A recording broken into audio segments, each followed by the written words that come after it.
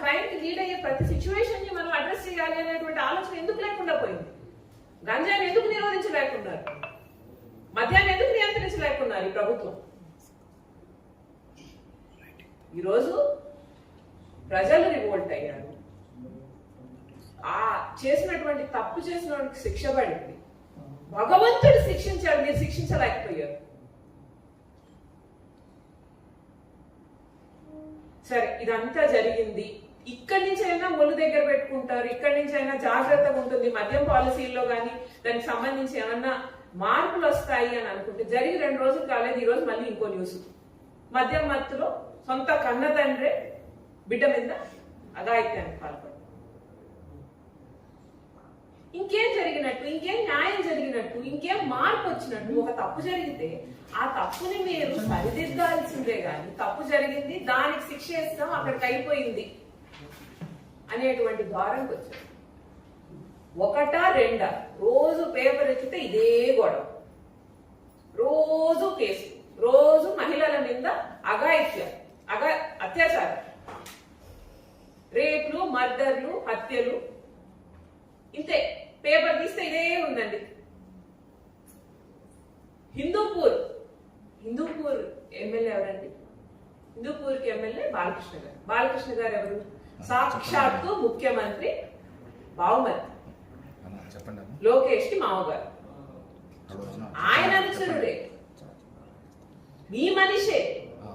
ఒక మైనర్ బాలిక మీద అఘాయిత్యానికి పాల్పడితే మీరేం చేస్తారండి? మేము పార్టీ నుంచి సస్పెండ్ చేసేసారు. Very good. అంతే. అంటే ఒక మనిషి ఒక మైనర్ బాలిక మీద అఘాయిత్యానికి పాల్పడితే భారత రాజ్యాంగం విధించే శిక్ష ఏంటి? లా అండ్ ఆర్డర్ విధించే శిక్ష ఏంటి? పార్టీని సస్పెండ్ చేయడమా? ఆ మనిషి మీద పోక్సా కేసు బుక్ చేయాలా వద్దా? ఆ మనిషికి శిక్ష వేయాలా వద్దా? ఆ మనిషి మీద ఇన్వెస్టిగేషన్ జరగాలా వద్దా? మేము పార్టీ నుంచి సార్ ఇది చేసేసాం, అయిపోయింది, క్లోజ్. ఈరోజు జనాల ధోరణి ఎట్లుందంటే, ఇప్పుడు నేను పార్టీలో ఉన్నాను కాబట్టి నన్ను పార్టీలోంచి తీసేస్తే అదే శిక్ష. ఈరోజు మీరు మీ వాళ్ళకి ఇవ్వని ధైర్యం ఇవ్వకపోయి ఉంటే ఇంత పని చేయడానికి, ఈ రకంగా వాళ్ళు మేము ఏం కావాలంటే అది ఇష్టారాజ్యంగా ప్రవర్తించడానికి అవకాశం ఉంటుందా? పోలీసులు వీళ్ళ మీద కదా కేసులు పెట్టాలి, పోలీసులు వీళ్ళ మీద కేసులు పెట్టారు, పోలీసులు వీళ్ళ మీద యాక్షన్ తీసుకోరు, పోలీసులు ప్రజల శాంతి భద్రతల గురించి ఆలోచించరు. వాళ్ళు ఏం చేస్తారు? రెడ్ బుక్ రాజ్యాంగాన్ని అనుసరించి దాడులు చేసే వాళ్ళకి పరోక్షంగా సహకరిస్తూ, వాళ్ళు ఎంకరేజ్ చేస్తూ, ఎవరి మీద దాడులు చేసినా, మహిళల మీద దాడులు చేసినా కానీ పట్టించుకోకుండా గొమ్ముకుంటుంది.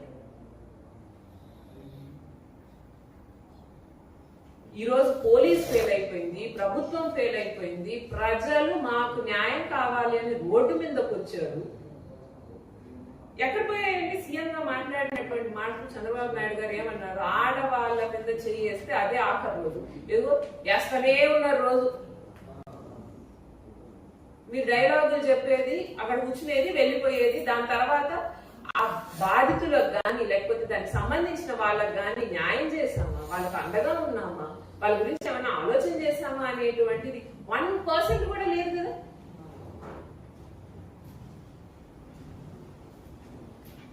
ఇప్పుడు మేము చాలా గర్వంగా చెప్పుకుంటాం ప్రతిసారి, జగనన్న హయాంలో ఇట్టే ఉందా? Let's compare. మీరు ఫ్యాక్ట్స్ తో వచ్చి కంపేర్ చేయండి. మీరు అంటున్నారు కదా మేము 100% పాలన బాగా జరిగింది, అప్పుడు ఎంత క్రైమ్ జరుగుతుంది, అప్పుడు మహిళలకు ఎట్లా ఉండింది, అప్పుడు మహిళల సురక్ష గురించి కానీ రక్షణ గురించి కానీ ఏం చర్యలు తీసుకున్నారు, మీరేం తీసుకున్నారు? కంపేర్ చేసి చూద్దాం. ఏదో మీ డబ్బాలు మీరే కొట్టేసుకొని అన్ని బాగున్నాయి, మేము బాగా చేస్తున్నాము, మేము బాగా ఇచ్చేస్తున్నాము, లా అండ్ ఆర్డర్ సరిగ్గా ఉందని చెప్పుకోవడం కాదు.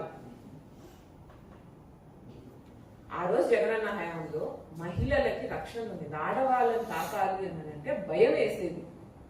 లేదు చట్టాలు ఉన్నాయి వీటికి సంబంధించి, దిశ యాప్ ఉంది, దిశ చట్టాలు ఉన్నాయి, వీటి వల్ల మనం ఇబ్బందులు పడతాము, మనం తప్పించుకోలేము. ఎవడైతే తప్పు చేస్తారో వాడికి మనం ఏదన్నా తప్పు చేసి తప్పించుకోవచ్చులే అనేటువంటి ఆలోచన లేదు కదా. తప్పు చేస్తే తప్పించుకోలేమన్న భయం ఉంది. ఈ రోజు ఏముంది, తప్పు చేస్తాం, తప్పించుకుంటాం, 4 రోజులు ఏదో ఇది నడుస్తుంది హై డ్రామా, దాని తర్వాత మేము యాజ్ యూజువల్